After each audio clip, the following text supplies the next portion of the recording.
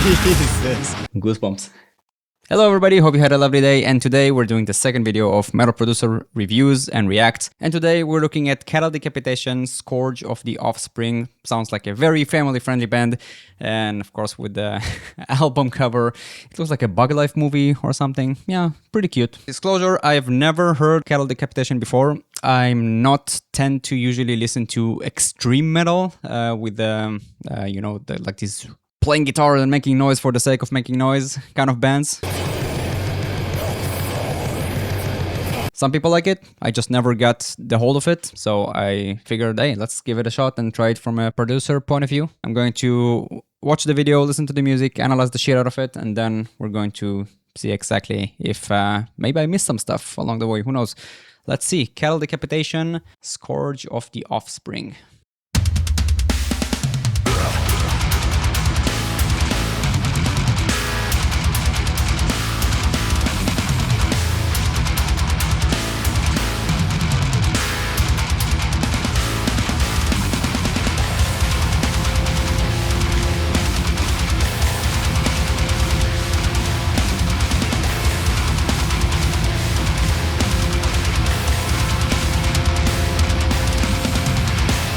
Damn, this is a really heavy and in-your-face opening. I love it.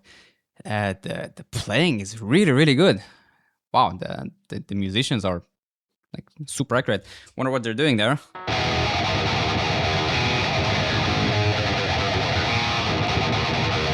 It's a very nice tuning. So let's start with the analyzing. When they're using these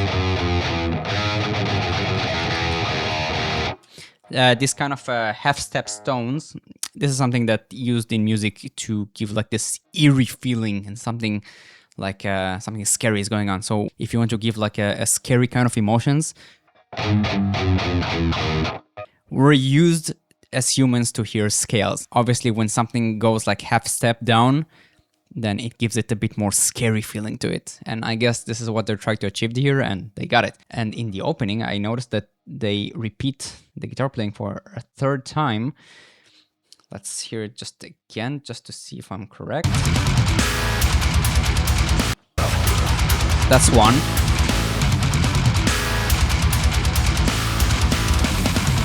Three. Four. And in 4x4, you that's how you divide your song structure. So you start with like every 4 bars is like one part, and then you can repeat it if you want to. Oh, of course, you want to continue the process, and you usually do it twice. So 8 bars in total of the same part, and then you develop it into something else. And here they played it, if I remember, more than 2 times. But in the second time, they added the guitar chords on the top to give this like the development it needs in the beginning of the song.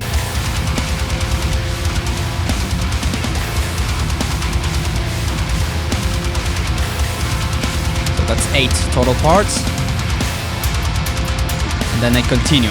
So what they did here is they started the counting from the guitar chords that coming in. I think they're going to do it 3 times in total. And let's see if I'm correct. Nice.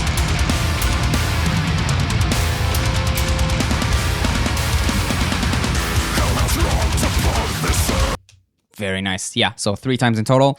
They started counting the guitar chords as like the theme, like the main build-up. The first 4 bars were just like the intro to the song, building up to the guitar chords and giving this whole eerie feeling that something's happening there. Let's go back to the verse.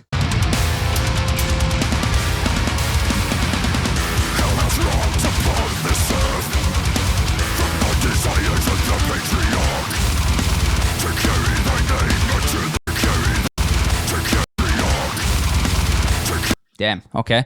This sounds like a double repetition they did with the notes. They play insanely good, by the way. I think they've been existing from 1998 or something like that. I think most of them have been playing longer than I've been alive. So they do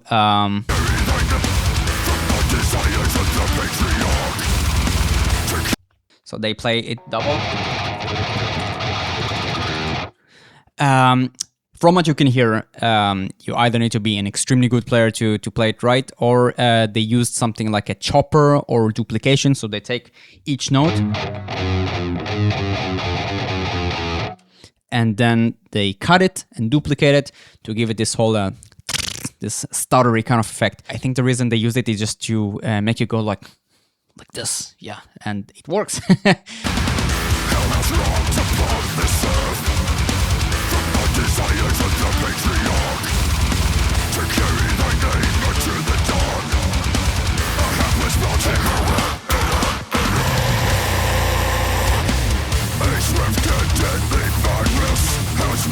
I don't want to stop. This is so cool. But here,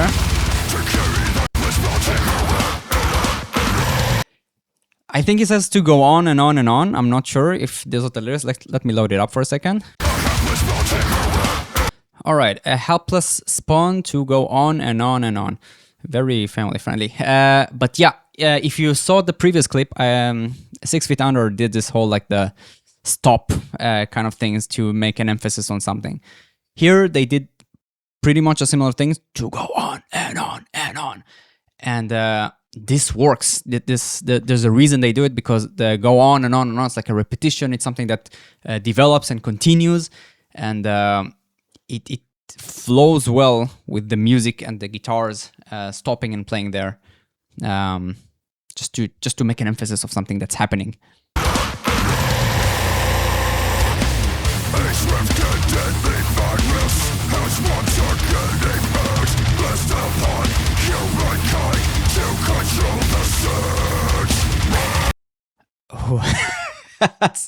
Wow, he is an insane singer. Fuck me. They switched here to 3x4s. So as you can hear in the verse before that. 1, 2, 3, 4. 1, 2, 3, 4. And now 1, 2, 3, 1, 2, 3, 1, 2, 3.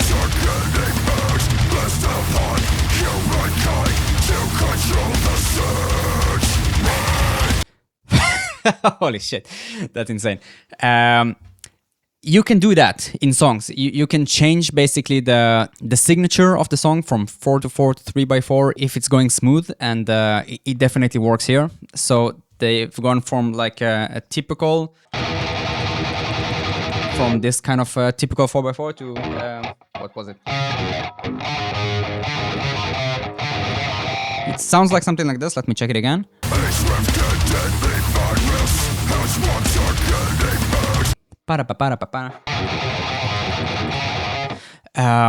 Yeah, again, they're relying on the half steps, and they could have done something like,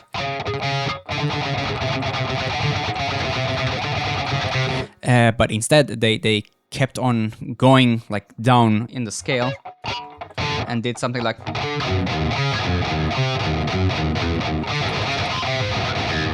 And yeah, it adds to the heaviness and to the eerie feeling. And whenever you're using like lower notes, it just gives it a bit more force and more power.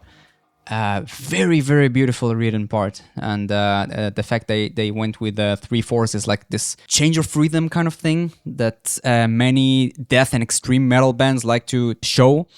With bands like Cannibal Corpse, for example, or Infant Annihilator. Usually they don't go with like a typical song structure. When they write like verse, a chorus, it's basically one continuous song with the topic is being covered throughout. I think it's gonna be a repeating theme, this da-da-da-da-da-da kind of thing, because it's so good. It's so good, and if they don't use it again, it would be a shame, because man, they are really, really good players, all of them here.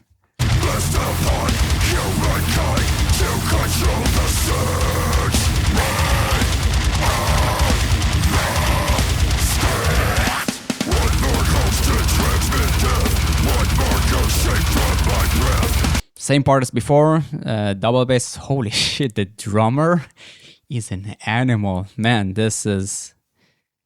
How do you play so fast? It's crazy.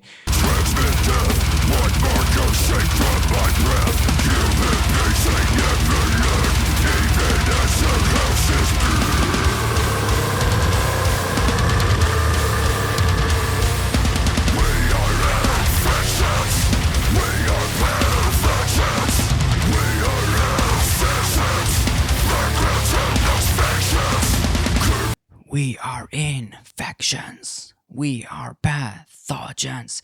They could have gone with we are infections. We are pathogens, but they extended the words due to the parts that they had before. And then the emphasis is coming on the end of each bar. So it's and we are infections. Every note here, every single thing that they do and play here is extremely and meticulously calculated. There's no just playing for the sake of playing. There's like a meaning behind every single thing they do here. And the production here is amazing, I gotta say.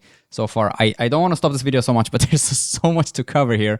I believe the producer is Dave Otero. Yeah, he's an amazing producer. Like seriously, one of the top ones out there in the metal scene. And you can hear that. It's insane.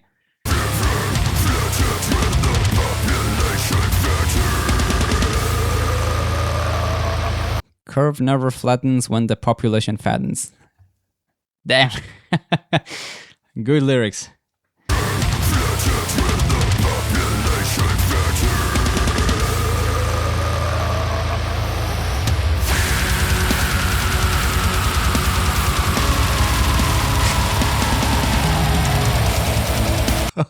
Fuck me.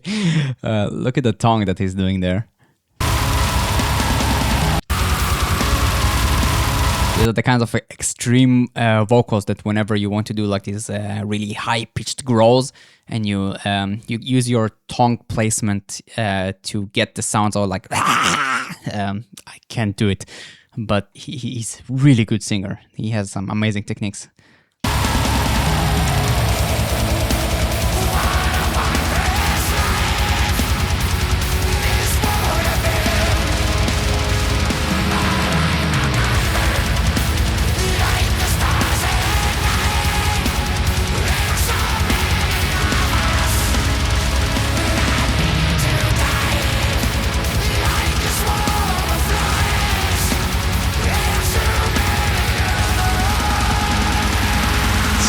Jesus.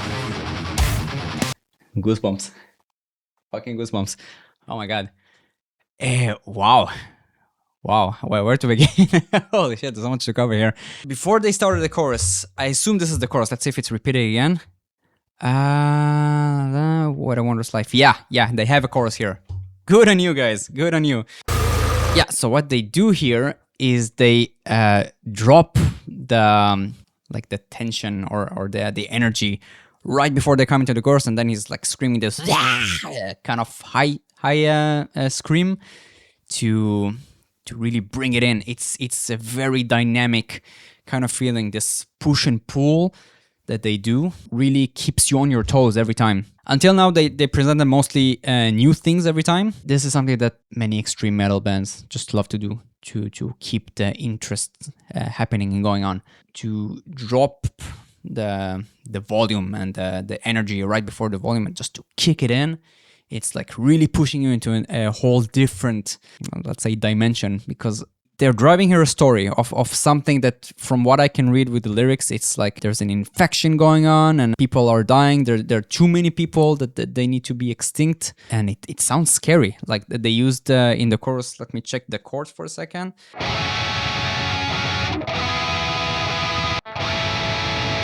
And then they finish the chorus with... So this chorus loops through F sharp minor, C sharp minor, and A to keep the momentum going.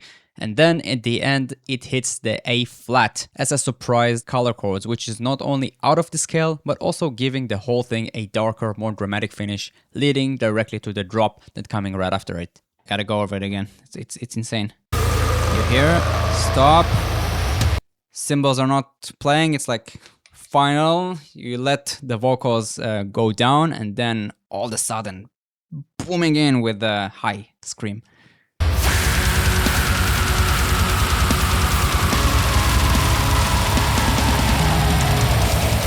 And they let the scream go on there because they don't want to drop the chorus instantly. It's like letting you in there. It's like, okay, something new is happening.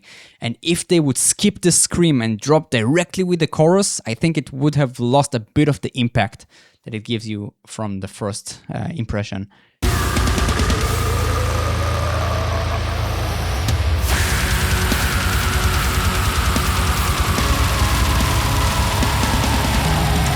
along with the high chords that's also letting you in. It's like they're taking your hand and walking you throughout the disasters and the chaos and everything that's going on. Very friendly, by the way, if I may say. They're not just dropping stuff for the sake of. They're building it, they're extending on it, and they're letting you in. This is a very, very smart, dynamic song structure.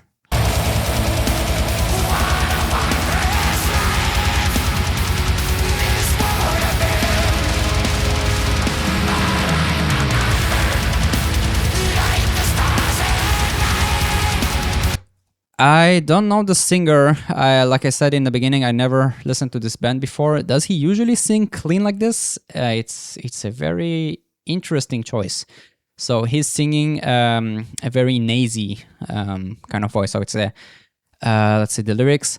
What a wondrous life. Wah, wah, it's like a wah, what a wondrous life. It's the singing mostly come here from the nose. And I really wonder why he chose to do this voice specifically. Again, I don't know if this is how he's singing with most songs. You can tell he's an amazing singer and he has very good capabilities. But if I remember in the end... Okay, yeah, so he can definitely control that. You see that he went a little bit less nasy with the end. There's too many of us. He like opened and moved some of the singing from the nose to more downwards towards the mouth. So tons of layers and effects here. I'm not sure exactly if with the singing they have some sort of auto-tune or vocoder or synthesizer happening in the back, because you can hear something really flat with the vocals.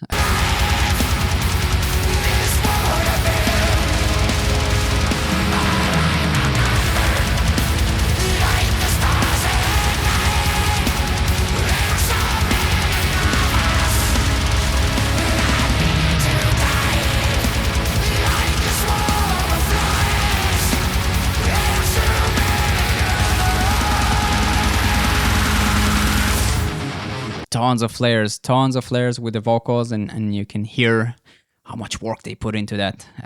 It's like building this tension again and again, like amazing. Oh, there we go. They got back to it. That's crazy. Oh, I love that.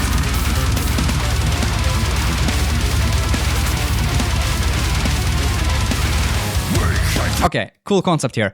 They played the 3x4 guitar part from before, but the drummer did a 4x4 count. Listen to the guitars and listen to the drums for a second.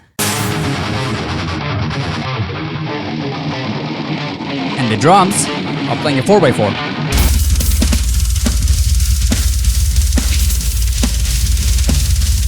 So they kept the drums as the main driver. So they kept it as basically 4x4, but the guitars did it 3x4, giving this like incredible groove of like the repeating theme that you heard before. And very, very wise decision. So using it here in the previous part and using it back here again with a different groove puts you back in this comfort zone of like after the chorus, you're like, holy shit, what's happening? This is so crazy.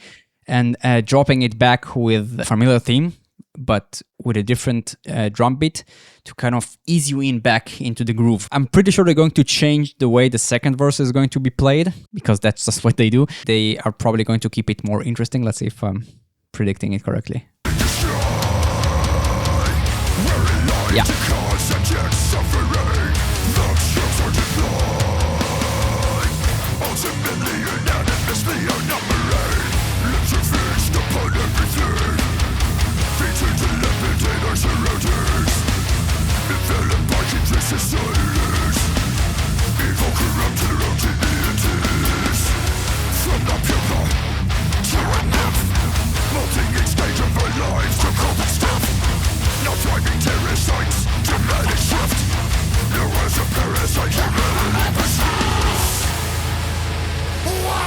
And then they drop you directly into the chorus.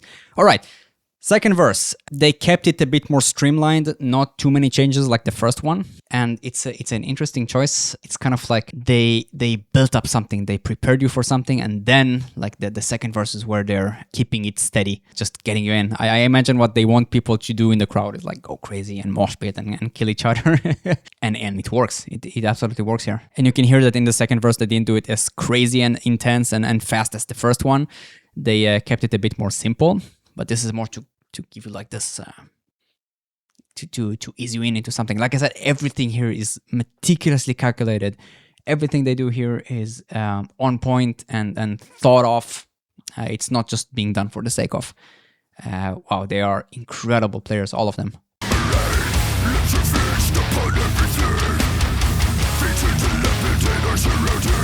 There are some changes though, but you keep the same rhythm. It's not like a constant change like from the beginning. They play the recurring theme, the da-da-da-da-da-da-da-da-da, and then they play it again after the chorus. But here in the second verse, it's like a completely different structure.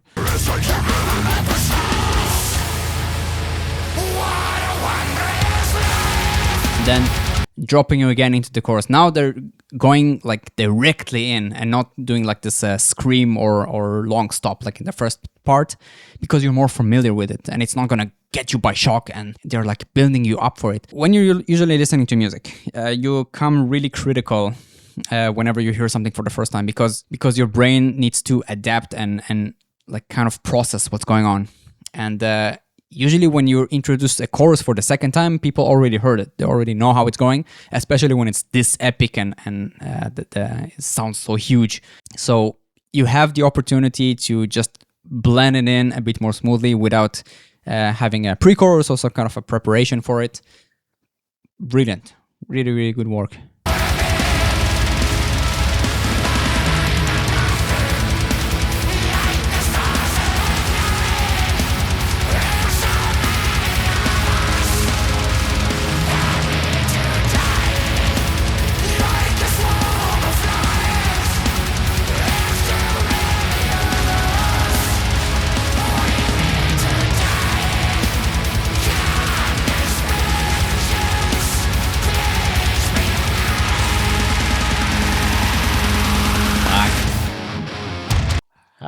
Again, goosebumps, man.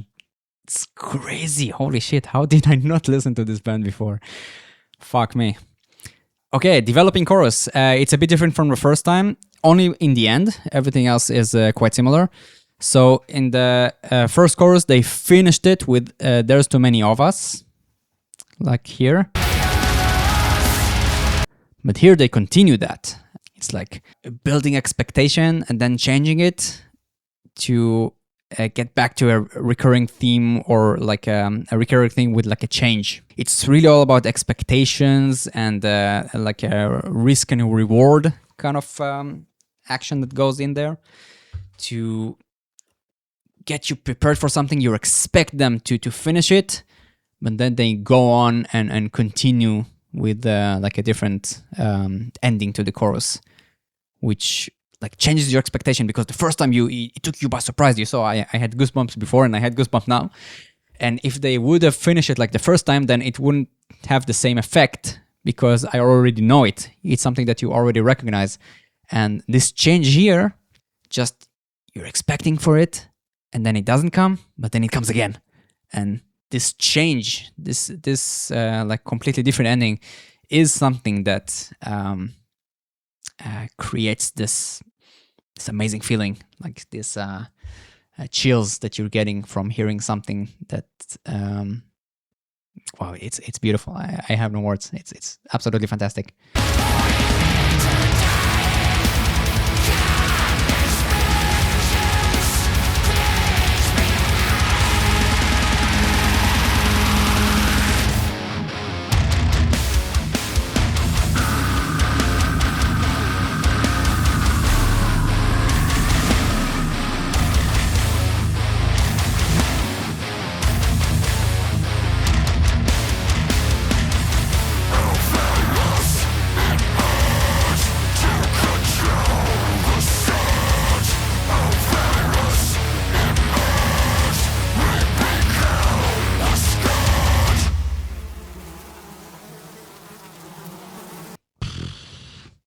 Look at that cute bug.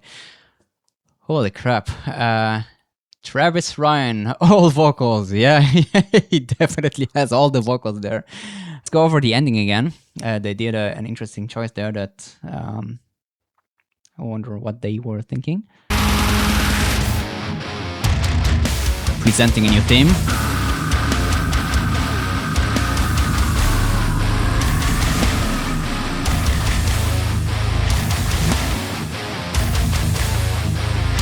Okay, listen to the drums here for a second. They start with like a on the beat kind of rhythm, and then they change it to skip some of the da-dan, da-dan, dan, dan, dan, dan, dan.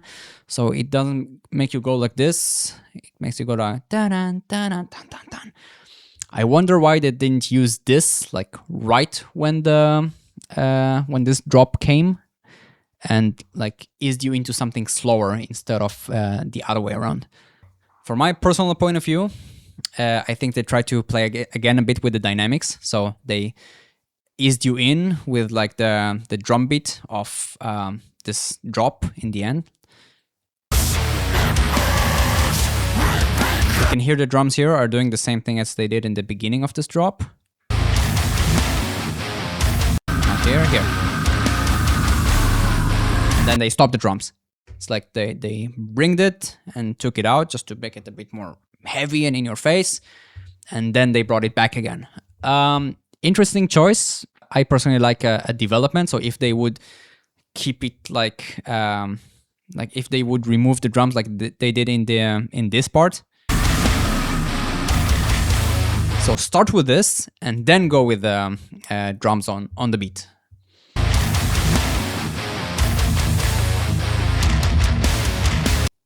In terms of ending the song, it's always hard. I think for many bands, it's one of the hardest parts to decide how to finish a song, because you need to have something that keeps you engaged all the way to the end to really listen to the song and finish it, and not just to skip it in the middle. They played here everything correctly. Like every step they did here was intentional, and they have had a lot of thought behind why they did it and how they did it. Just that in terms of the ending, they could have potentially also ended here.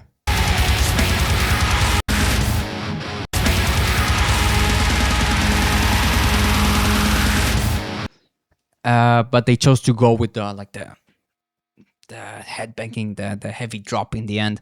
It's a very interesting decision. It's a good one. I'm glad they did it. So one of the main reasons I've never listened to these bands before is mostly because these kinds of bands usually use a specific voice that I'm not a huge fan of, which is like the Smeagol kind of thing. If you listen to Infant Annihilator, you know this vocals that I'm talking about. It sounds like a small goblin singing.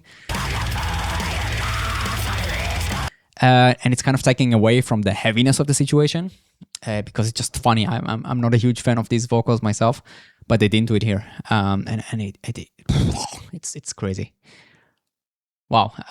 Okay, I'm going to just start listening to this band a lot more, because what they do is incredible. Wow, there was a lot of thought going behind everything that happened here, and you can see that they don't just play for the sake of it. They really think. They're building a story. The chorus, it sounds terrifying. It sounds like something really, really weird and bad is happening, and we don't know how to handle it and how to control it. The lyrics are good. The build-up is good. The only thing that I think I would change a bit is the types of vocals that he's singing. I'm not sure why he's doing this nasy voice. It kind of fits with the image of the album, of this grasshopper creature. He could dial it back a little bit more, and maybe control the mix just a bit better in the chorus, because there's one small part where he's kind of disappearing, where he's saying, "But I'm outnumbered." Let's hear this part.